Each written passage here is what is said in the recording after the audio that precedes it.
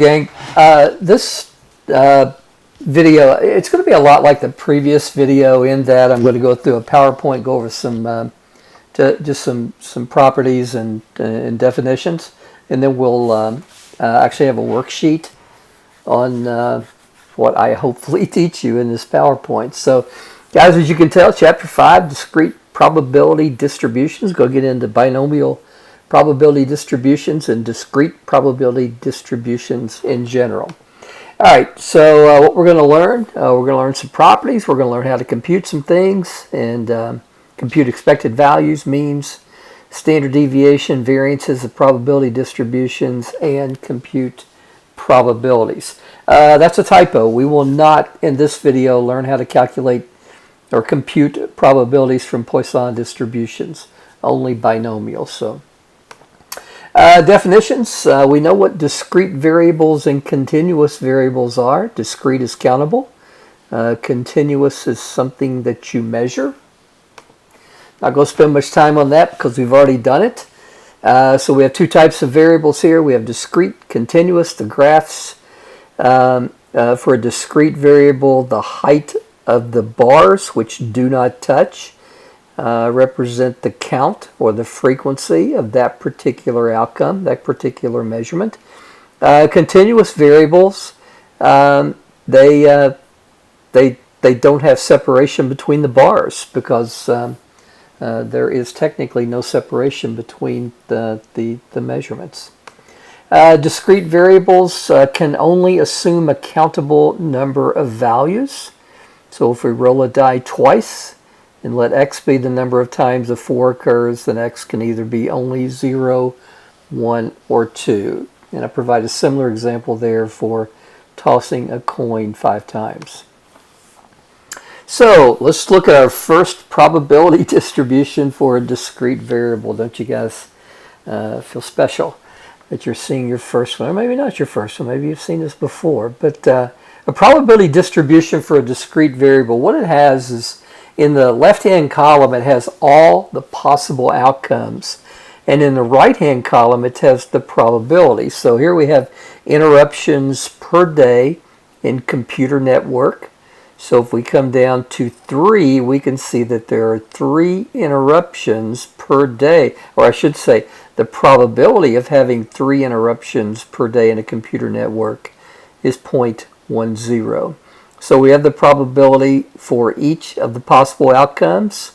And guys, to be a true probability distribution for a discrete variable, easy for you to say, the probabilities must sum up to be 1. So we see that 0.35, 0.25 is 0.6, 0.8, 0.9, and 0.005 gives us 1. We can represent these things graphically. Again, the height of the bar. Again, it's important in discrete probability distributions that we understand that the bars do not touch. And the height of the bar represents either the frequency, or in cases like this, if we have a probability distribution, it represents the probability, which is the axis, the vertical axis to the left. So a frequency distribution on the vertical axis would have count or frequency, while the probability distribution on the vertical axis has the probability of each one of those outcomes, in this case from 0 to 5. Now, discrete variables have an expected value. This is also known as the population mean. And so from here on out, when we talk about discrete probability distributions, the mean and the expected value are interchangeable. So they're pretty much saying 6 of one, half a dozen of the other, just saying it a little different way. So again, expected value, same thing as the mean. And you can see that we can calculate the mean by taking the sum of the x sub I, which is the interruptions per day in this case, times the probability of each interruption, and then we sum that up. So I'm not going to go through this completely, but let's just come again down to line 3, or I should say the interruptions per day when x sub I is equal to 3. The probability in the previous table was 0.10, so we can find its contribution by taking 3 times the probability, 0.10 to get 0.30. We sum all those up to get the expected value. Now the variance and the standard deviation are a little tougher. They're not really hard to find. It just takes a little bit more work.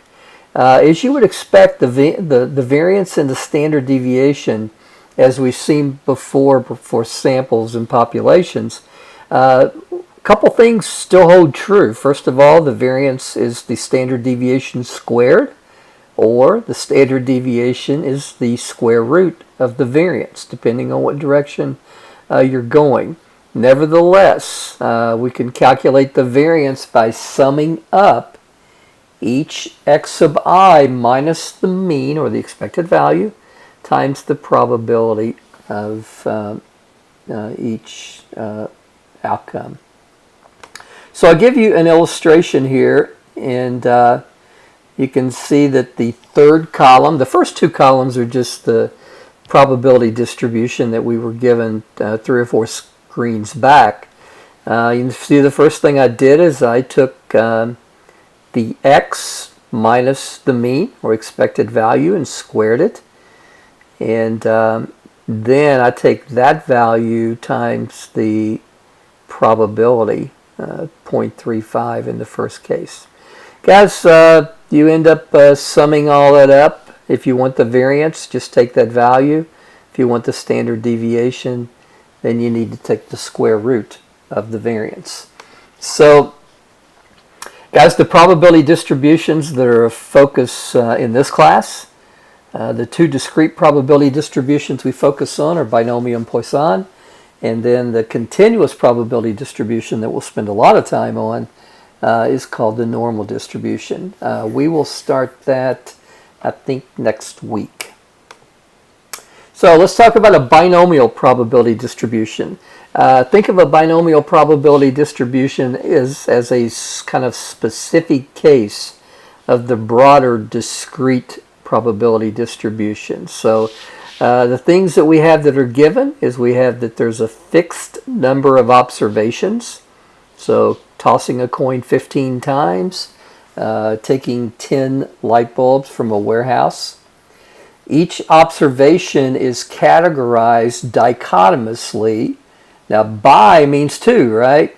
Dichotomous means we have 2 outcomes. So a categorical variable that is dichotomous has 2 outcomes. So if we toss a coin, we either get a head or a tail, 2 outcomes. The status of a light bulb, when we screw it in to use it, it's either defective or not defective. Will then an employee use all of his or her sick days in a year? Well, they either will or they won't. Will students at Shawnee State University complete their degree? Well, they will or they won't.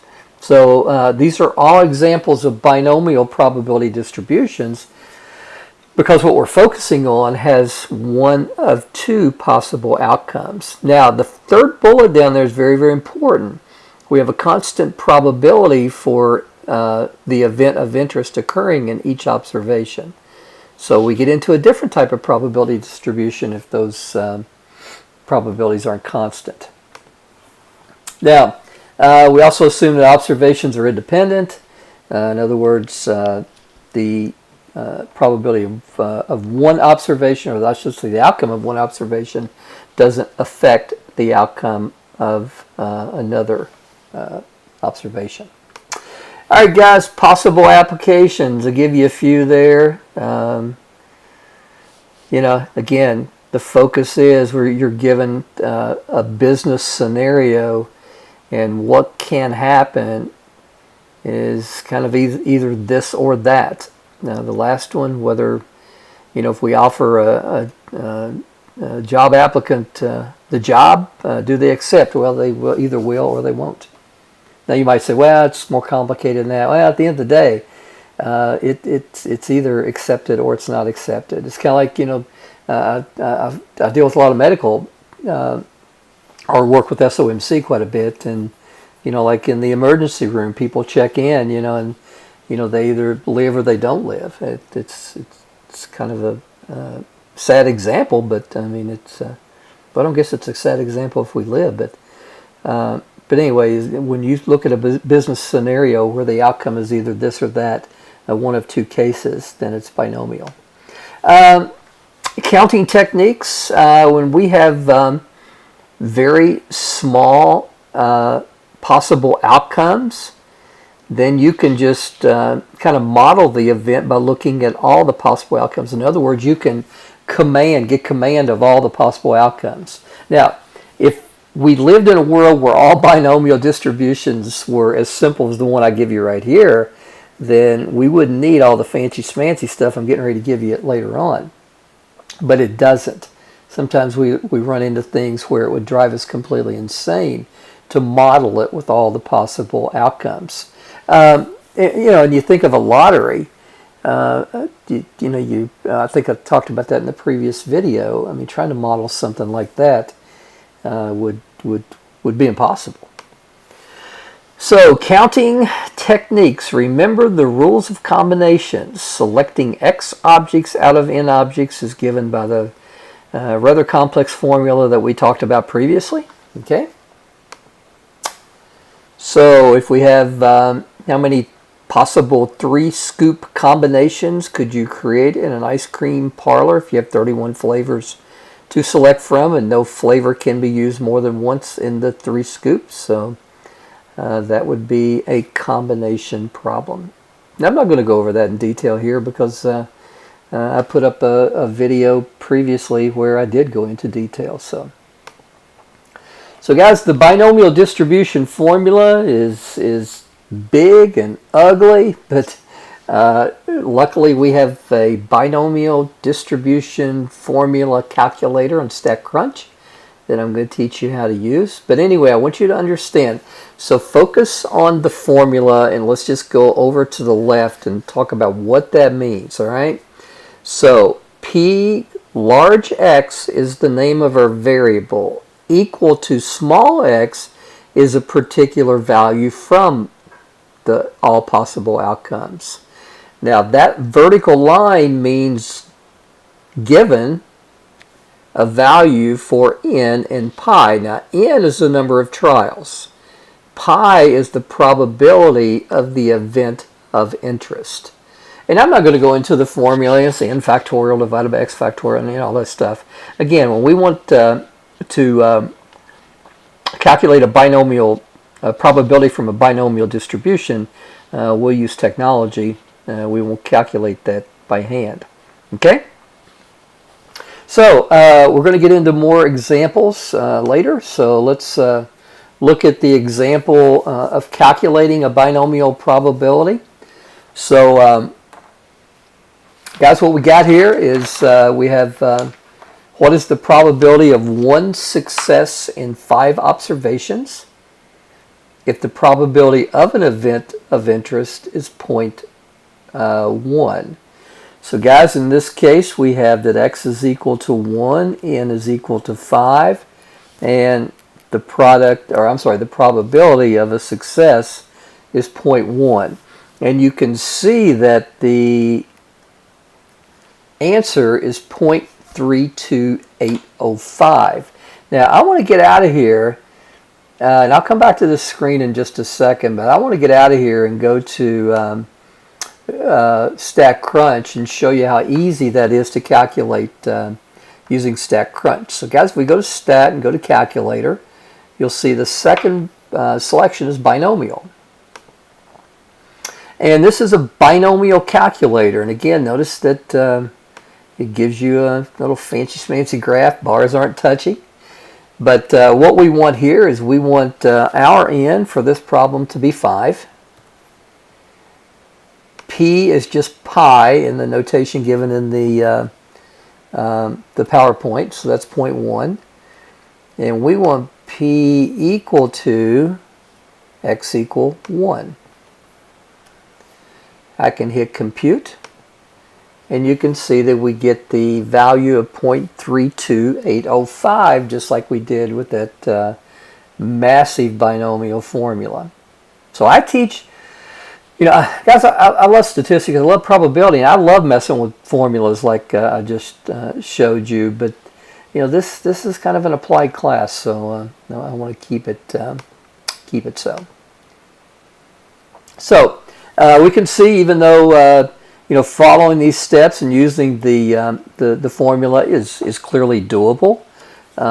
With a calculator, it's much easier to learn how to use the calculator on StatCrunch. All right, binomial distribution example.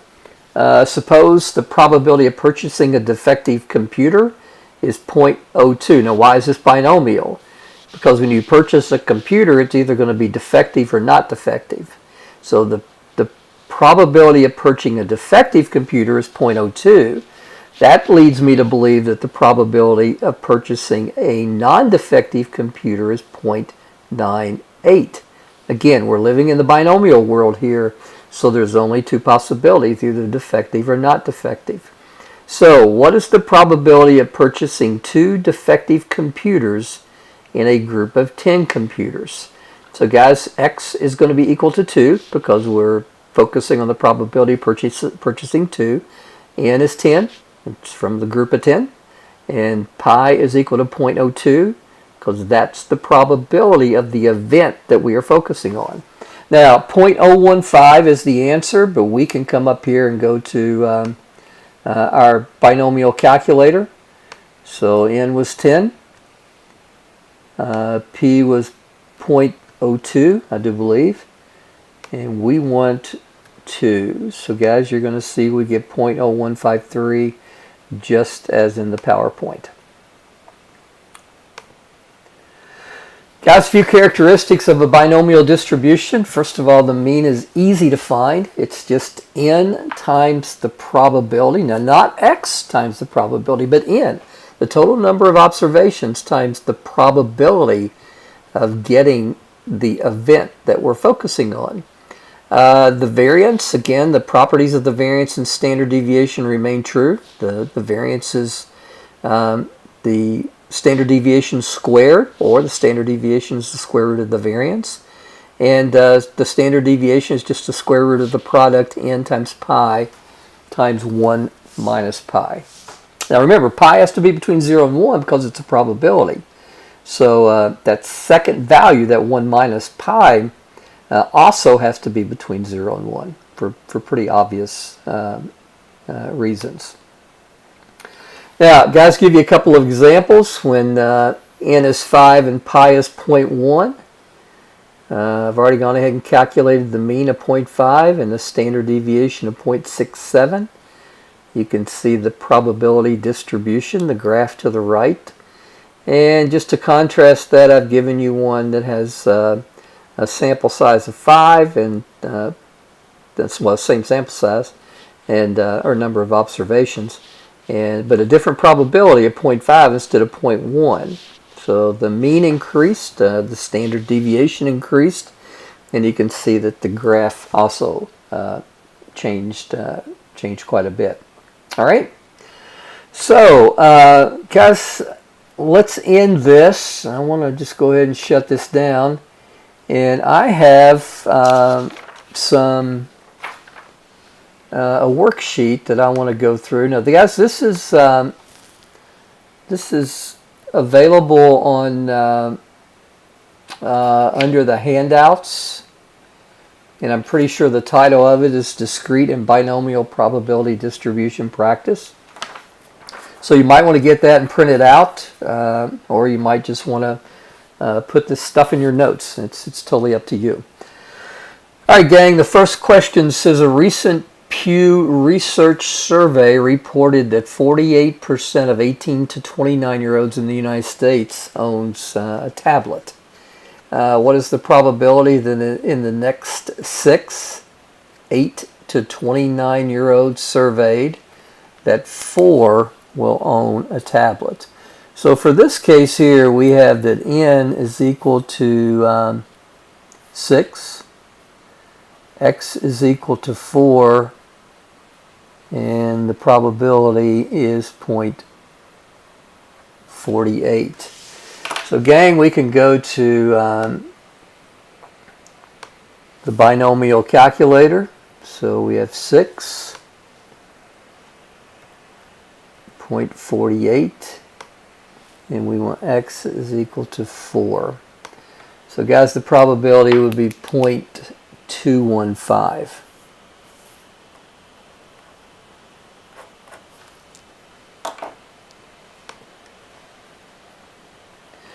Okay, the next one, all 6 will own a tablet.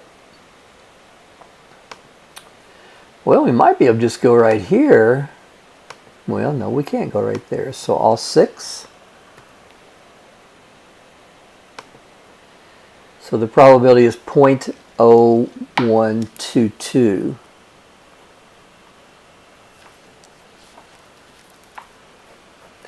Now the next question says at least 4.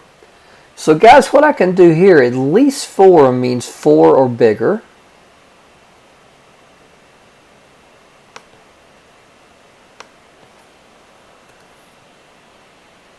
So if someone comes in the classroom and they're at least 6 foot tall, it means what? It means they're 6 foot taller or taller. So greater than or equal to 4, the probability is 0.307.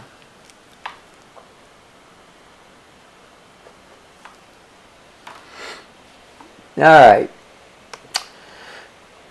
The next one, you and 2 friends go to Burger King, which recently filled 82.3% of orders correctly. I must be going to the wrong Burger King. I don't go to Burger King anyway, so what can I say? But I'm just thinking fast food restaurants in general. What is the probability all 3 orders are filled correctly? Well, again, this is going to be easily done with our binomial calculator. So we have 3 friends. We want to know the probability when x is equal to 3 when the probability is 0.823. And then the other, none of the orders are filled correctly, so we still have 3 friends, well 3 total. X equals 0 and the same probability. So guys, get out, we'll get the answer to both of these. So n is 3. In this case, it's 0.823, and we want x equal to 3 for the first problem. So 0.557, and the others where 0 are filled correctly, and that's 0.0055. So you got a much better chance that all 3 are filled correctly than none are filled correctly. All right, using the information, okay, I don't remember this question. Using the information from the previous problem, what are the mean and standard deviation of the binomial distribution? Well, guys, the mean is just, again, n times the product. So from the previous, n is 3 because it's you and 2 of your friends, and 8 to 3. So let me see if I can find my calculator. So finding the mean and standard deviation of a binomial distribution is actually very, very easy. That's the standard deviation. This is the square root of n times p times 1 minus pi, I should say.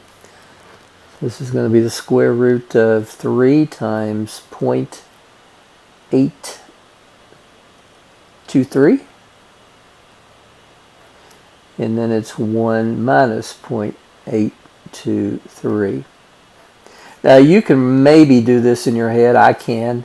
So this is 3 times 0.823 times 0.177.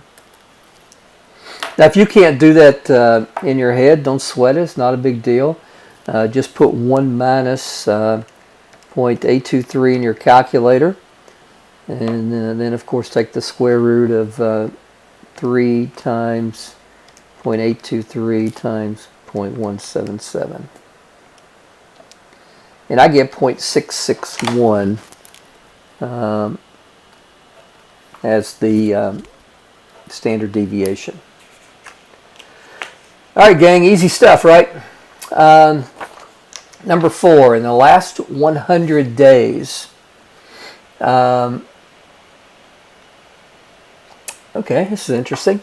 In the last 100 days, there have been 0 accidents on 10 days, 1 accident on 40 days, 2 accidents on 45 days, and 3 accidents on 5 days. Calculate the mean number of accidents per day and calculate the standard deviation. Well, guys, what I would want to do here, if it was me, is I would want to get this problem in familiar form.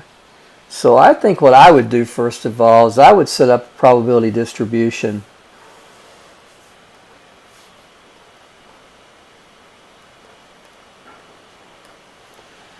And so we have X is number of accidents, so we go 0, 1, 2, or 3. And it makes it nice to do the mental arithmetic because 100 days there's been 10 days out of the 100 there's been 0, so the probability 0.10. 1 is 0.40. Yeah, this is nice when it works out this way. 0.45 and 3 there is 0.05. Let's make sure this adds up to 1, so we got 0.50, 0.95, and does that up to 1. So guys, the mean, remember, is just going to be, again, the expected value for X, and that's just the sum from I equal 1 to 4, because we have 1, 2, 3, 4 observations, of the observation times the probability of that. So we're going to have 0 times 0.10 plus 1 times 0.40 plus 2 times 0.45 plus 3 times 0.05. And this is kind of cool because this is just 0. This is easy to do mental arithmetic with. This is easy to do mental arithmetic with. And that's easy to do mental arithmetic with. So if you don't do mental arithmetic as well, or you don't have confidence in it, then that's cool. That's fine. You get your calculator. So we have 0.4 plus 0.9 plus 0.15, so 1.45. So what we can say is, on average in this town, there are 1.45 accidents per day.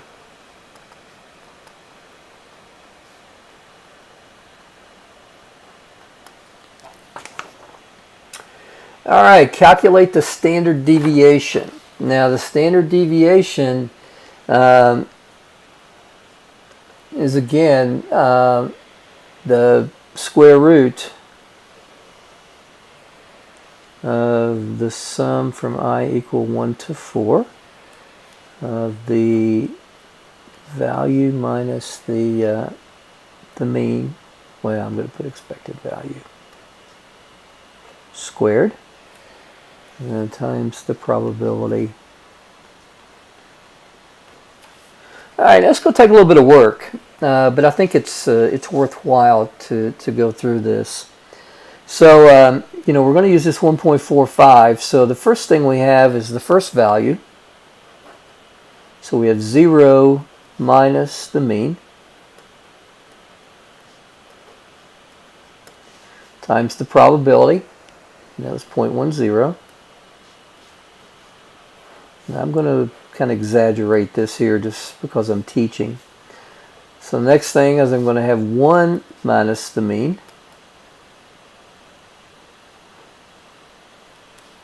times its probability.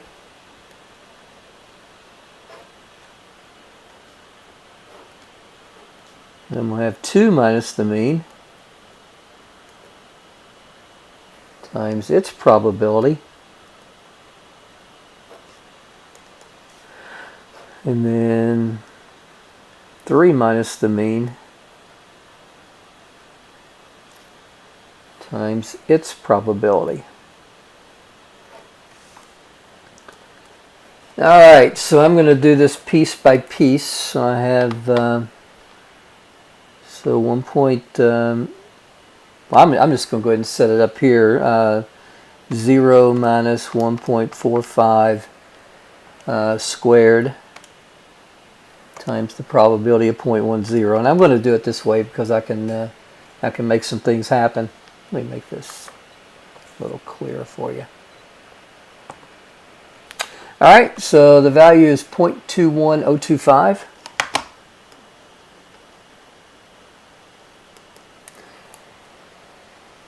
Now the second one, I'm just going to go second entry, and I need to change that to a 1, and I need to change the probability to a 0.4.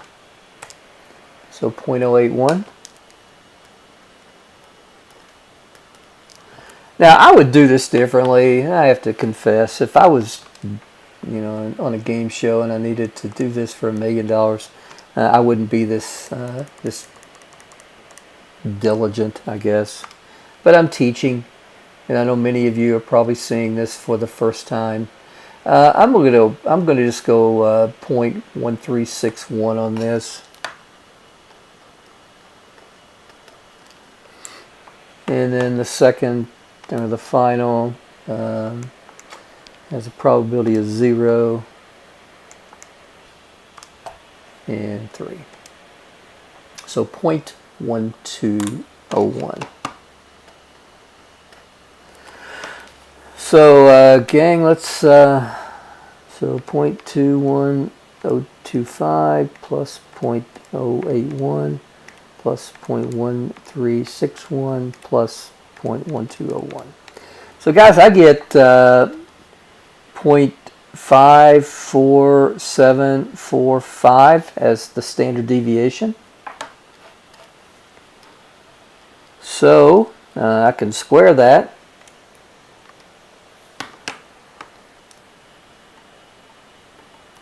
The variance is going to be 0.29. Well guys, it probably would help if you guys could see what I was writing, wouldn't it? 0.2997. So the standard, well, the mean is going to be 1.45. The standard deviation, unless I made a silly calculation error, is 0.547, and the variance is 0.2997. Guys, that's all I got for you. Not too bad, kind of fun stuff. I hope you think that. If not, well, it doesn't matter. I'm probably not going to see you anyway, so take care.